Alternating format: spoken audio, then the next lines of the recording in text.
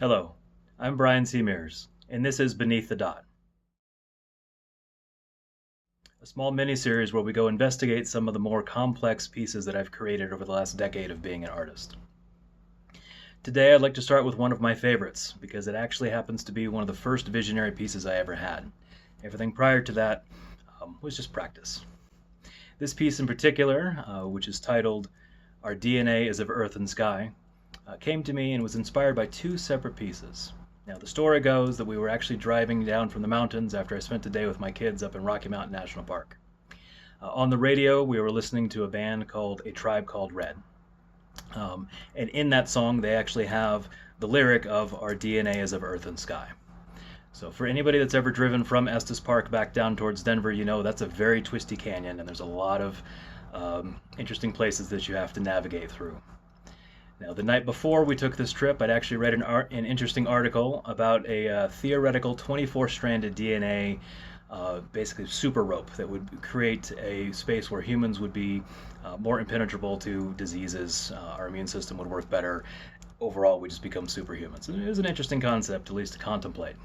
So I've got this DNA idea from the night before. I'm listening to a band as they're rocking out about how we're connected to everything. And all of a sudden, going down the steep canyons, I have this vision that shows up in my mind.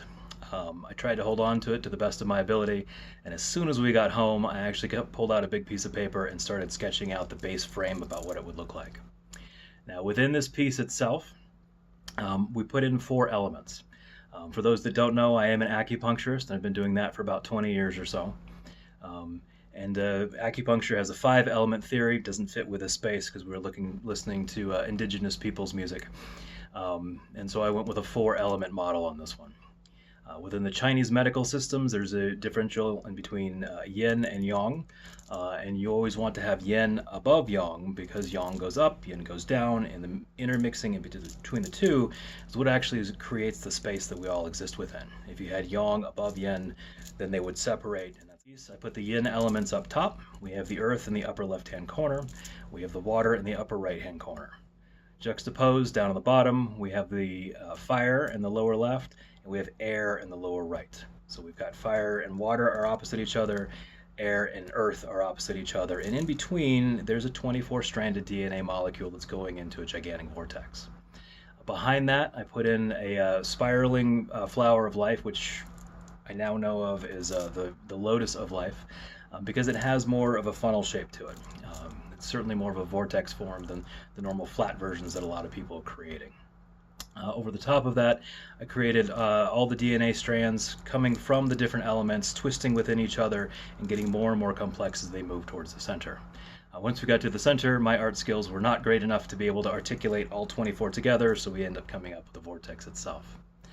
Now, within this piece, one of the things that I appreciate the most is the way the elements were able to play off of the rest of the piece. In the middle, there's essentially a gigantic hexagon, that has all the DNA, the spiral, the sacred geometry within it. And then on the outskirts of it, the elements are in their own expressions. Completely accidental, if you look in the upper left-hand corner, there's basically a dragon skull there.